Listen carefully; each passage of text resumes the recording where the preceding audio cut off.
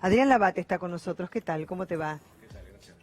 Porque volvió la doble indemnización por decreto de necesidad de urgencia. Por 6 meses, dijo Alberto Fernández, y con los trabajadores, digamos, que ya están contemplados en el sistema, no los que se van incorporando, ¿no? No los nuevos que se van a incorporar en un principio, 180 días.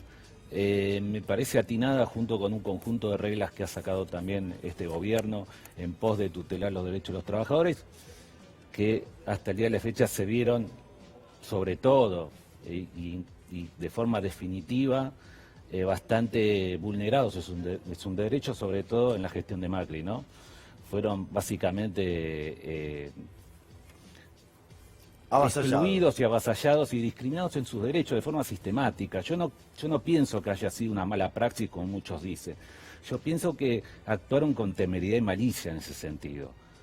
Ojo, y que no se limita tanto a los trabajadores en la esfera privada, que si bien tienen el procedimiento preventivo de crisis, sí, que inclusive en aquellos casos se ha utilizado en forma abusiva y en forma desatinada y desvirtuando la naturaleza del procedimiento. ¿Sí? ¿Por qué? Porque muchos pedían el procedimiento preventivo de crisis. Los propios trabajadores han venido acá y decían no aplicaban el proceso preventivo de crisis, que es lo que permite, por lo menos en un momento de salvataje, digamos, por parte de la empresa, por lo menos que se le paguen los sueldos a los trabajadores. No, en algunos casos no, claro, han omitido utilizar el procedimiento preventivo de crisis como establece la ley, y en otros casos que se lo ha aplicado de manera abusiva y desnaturalizando el instituto. A ver, ¿cómo sería eso? Claro, el instituto es preservar y crear un canal de diálogo entre la empresa que está en crisis por razones económicas y con los representantes de los trabajadores a los fines en el marco de un diálogo, crear un sistema de salvataje que trate de preservar la fuente de trabajo y establecer, digamos, criterios de diálogo social para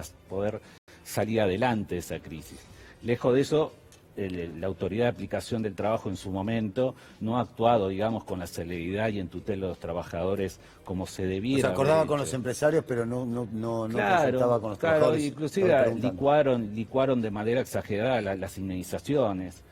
Igual hay algo que no termino de entender, si el decreto que se conoció ayer era tan claro respecto de que esto no se aplica a las personas que se han incorporado de aquí en más. Claro, no las que se incorporan ahora, no. De aquí en más. Y también decía claramente que esto es solamente para aquellos trabajadores que son echados sin causa. Sí, sin causa. O sea, ¿por qué hay una especie de avance de empresario diciendo no, entonces ahora no podemos contratar más trabajadores? O sea, si no se aplicaría a los nuevos trabajadores contratados. No, esto ya se aplicó en el pasado. Sí. Si lo sacó Cristina Fernández de Kirchner, ¿no es cierto? La doble Néstor Kirchner lo aplicó. Claro, una de las primeras medidas de Néstor Kirchner. Pero después con el gobierno de Cristina desapareció esta medida, sí, claro, se dio por tierra. Más precisamente hacemos una pequeña retrospectiva histórica por la crisis de 2001-2002. Claro. A mediados de 2002 sale también una ley antidespido. Con Dualde. Claro, en virtud, digamos, del proceso descendente de actividad económica que había traído un desastre en la Argentina. Y cuando salió, también fue por 180 días y se fue prorrogando. Ahora, a medida que fue levantando la economía en un proceso ascendente, esa ley antidespidos siguió vigente y fue prorrogada. Y llegado el momento que se restableció la actividad económica y subió la actividad económica y el índice de la tasa de desempleo, conforme los índices oficiales, llegó al 10% y bajó el 10%, automáticamente esa ley, prorrogada varias veces, dejó de existir. Y no pasó absolutamente nada. No, porque el sector empresario por lo general es hace como que reacciona de la manera como eso decimos, es lo que claro, no en este caso, digamos, no amerita, porque justamente cuando se le dice al empresario esto no corre para las nuevas incorporaciones, es como diciendo, podés tomar gente, no tenés que pagarle por eso me llama la doblemente atención, eso. Claro, para los otros, para los que están ahora sí, y es, como bien decías, ¿no es cierto?, sin una causa justa, ¿no es cierto? Que de todas maneras, bueno, vos sos abogado laborista, ¿cómo funciona eso de la causa justa cuando eso aplica? Bueno, porque a veces es un poco difuso eso. No, por ejemplo, en la esfera privada, justamente la palabra dice sin justa causa es cuando hay una causa que amerita el despido. Cuando Pero a ese- veces pueden poner, por si hay causa una, pueden si hay una poner lo causa que se les da la justificada, gana, digamos, mediante claro. un sumario correspondiente al trabajador, debidamente haciendo el derecho de defensa, bueno, se aplicará Claro. en forma progresiva las sanciones disciplinarias hasta llegar a un punto en el cual amerita, digamos, la máxima sanción, que es el despido, y ahí quedará justificado y no se le pagará la significación Hay de una, ley porque se encuentra... una claro, evolución de la situación, digamos, advertencia, Claro. propone hasta llegar al despido. Entonces ahí tenés una Sí, causa no justa más siempre. con un poco. Claro. No, no. Claro. Esto estamos hablando en el mundo ideal. Pero vos sos abogado laborista, defendés a los trabajadores. Sí. Entonces, lo que sí saben los empresarios es que los trabajadores siempre ganan, o en la mayor parte de los casos ganan, ¿no es cierto? O la no, ley les no, da la razón. No ¿o no? siempre, A ver, no siempre. Me parece que es parte del relato que se creó sobre todo en la gestión anterior. ¿es un mito creando- entonces? No, es un relato falaz en realidad y parte también de una campaña de desprestigio, sobre todo del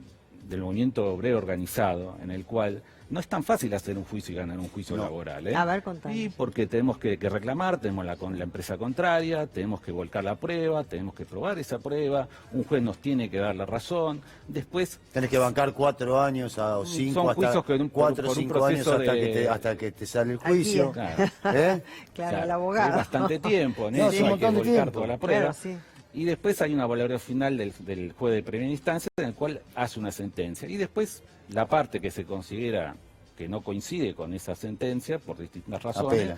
puede apelar y es lo que llama un derecho de revisión. Toda Claro. persona que considere injusto un fallo tiene derecho a ser revisado por un tribunal superior. Aparte de los triunfos, hay diferentes triunfos. Vos podés decir, estoy diciendo un ejemplo, quiero una indemnización de 2 millones de pesos y el juez te da 850.000, digamos, y vos te fumaste 4 años de juicio y recibiste 1/3 de lo que esperabas que te correspondía Sí. por la indemnización. O sea, hay triunfos que son triunfos también que no son tan importantes, tan triunfales como para Ahora, festejar el tanto. abogado Claro. laboralista le aconseja al trabajador que haga el juicio, que es probable que lo gane. En la esfera privada hay un proceso de conciliación extrajudicial donde ahí se puede conciliar, digamos, a venir a Mediar, las ¿no? partes, Claro. claro, a venir a las partes para evitar el juicio. En muchos casos no se logra eso y se ve obligado el trabajador a iniciar un largo proceso judicial, digamos, por la gran cantidad de inflación de juicios laborales que hay. ¿Y cómo que hay en interviene el marcha. Ministerio de Trabajo a estos propósitos? El Ministerio de Trabajo tiene un conjunto de conciliadores laborales. Claro. Habilitados a tal fin, en el cual ejercen sus funciones de tratar de conciliar. Muchas veces no se logra eso, digamos, también por parte de una postura de reticencia por parte de las empresas. Ni van. Muchas veces Ni no van van, a muchas veces las no van, audiencias. muchas veces no van porque saben que las multas en realidad Por no se eso, aplican, no no les van. aplican multa. Entonces, bueno. Sí, lo más importante es la generación de empleo, ¿no es cierto? Claro. Evitar La genera- despidos en exactamente, este momento es importante, pero lo más exactamente. importante es generar empleos, ¿no? Sí, y me parece que estas medidas que está implementando Alberto Fernández no son casuales. Son las primeras medidas que, fíjense, lo primero que hacen es tratar de mejorar el colectivo de los trabajadores que ha sido avasallado en toda la gestión de Macri. Esto de la doble indemnización lo pidieron los sindicatos, ¿no? Porque esto yo lo vengo escuchando, no sé si lo escuché Sí. yo, salió o lo escuché, porque a veces tengo reuniones en off, entonces escucho muchas cosas, los dirigentes. No sé qué dije, Viste, qué claro, no dije. No, viste, no, a ver si, digamos, yo esto lo sabía hace tiempo, que estaban Sí, pidiendo claro. la doble indemnización, se la estaban pidiendo a Alberto Fernández. Pero aparte era una cuestión que ya había salido en el 2016 una ley del Congreso antidespido que el Que fue gobierno vetada. de Macri fue vilmente vetada, haciendo un uso abusivo del derecho a veto, ¿no? Entonces, una vez que pasó eso, fíjense que contemporáneamente empezaron una masificación de despidos. No así solo en la esfera privada, sino en la esfera pública, empleados públicos. María Belén, mira, Despedidos. en el último año hubo 139.000 despidos, 139.000 empleados que quedaron afuera del mercado laboral. ¿Ese de qué sector Hubo público, un privado? privado. Hubo hay un 10,6% de desempleo. Este 10,6 involucra el 18% para los jóvenes y el 23% para las mujeres. Estos son datos del INDEC, no son datos de Mariano Hamilton, son datos... Sí, las jóvenes son datos mujeres también afectadas Exactamente, dentro de lo que son los 23% de las jóvenes, sí. mujeres están fuera del mercado laboral. Sí. ¿Hacía falta algo que frenara la sangría? Sí. ¿Es lo mejor? Probablemente no. Pero es algo por lo menos que te pone durante 6 meses, te pone un freno. Y ahora dentro de 6 meses volvemos a repartir y a discutirlo. Claro, porque el sector empresario por ahí dice, yo estoy ahogándome y entonces por ahí, porque ellos siempre hablan del costo laboral, ¿no? Pero no me refiero a las grandes empresas, también están las pequeñas y medianas empresas que mueven el 70-80% de la economía, Claro. y entonces a veces sí quieren desprenderse. Son las pequeñas y medianas empresas por lo general no quieren desprenderse de los empleados que son parte de la familia, los han formado ellos, pero a veces, digamos, como cuando aprieta mucho la soga, dicen, bueno, a ver cómo achico, por ahí quieren despedir porque no pueden pagar. Sí, digamos, y acá, digamos, puede haber una reacción. ¿Cuál ha sido la repercusión que tuvieron estas medidas en el sector empresario que vos sepas? Las pymes fueron el gran sector más perjudicado junto con los trabajadores. Y es el que más sentido de pertenencia que tiene en relación a sus empleados dependientes. Esa es la realidad, ¿no? Y yo pienso que estas medidas son muy importantes para las pymes porque también hacen, digamos, esa búsqueda de recomposición de los vínculos laborales, ¿no? Que fueron denostados o no fueron tomados, digamos, con políticas laborales acordes para poder, digamos, hacer un vínculo sano, de vínculo laboral de mutuo acuerdo, y que ese vínculo laboral sirva para el progreso de la sociedad en sí. Y la relación, ¿no es cierto?, del empresario con sus empleados, Sí, la franca cooperación, ¿no? Porque el empresario corre el riesgo, digamos, pone el capital y corre el riesgo, digamos, en el sector privado. Entonces... Sí, también tiene el principio de la generalidad de riesgo, o sea, el que pone un capital también sabe el riesgo que va a asumir, y en base a eso ya lo tiene ya pronosticado de antemano, ¿no? Pero sin perjuicio de eso, sí, siempre se tiende al diálogo social. El diálogo social en los vínculos laborales es fundamental. Es muy importante. Igual hay fundamental. muy pocas empresas que socializan la riqueza, pero sí socializan la pobreza, digamos. Cuando le va bien nos reparten con los empleados, pero cuando le va mal los echan. Claro. Así que eso también hay que decirlo en el medio de toda esta conversación que estamos manteniendo, ¿no? Sí. Bueno, veremos entonces cuál es la repercusión y bueno, esto fue, digamos, un parate por si pudiese haber una ola de despidos, ¿no es cierto? Y también por la perspectiva, digamos, de incertidumbre que siempre generan la aplicación de nuevas políticas económicas cuando todavía no llegó el proyecto de ley que contemplara la emergencia económica, la emergencia social, la emergencia sanitaria y demás, que tendrá tratamiento parlamentario en la próxima semana, ya entra en el Congreso. Esto que se va a implementar es una cuestión de fuerza mayor, justamente para darle oxigenación, por 6 meses, sí. para darle oxigenación a Así que los empresarios trabajadores. tienen miedo que permanezca en el tiempo, ¿no? Por ahora dijeron 6 meses. No, quedará en 6 meses.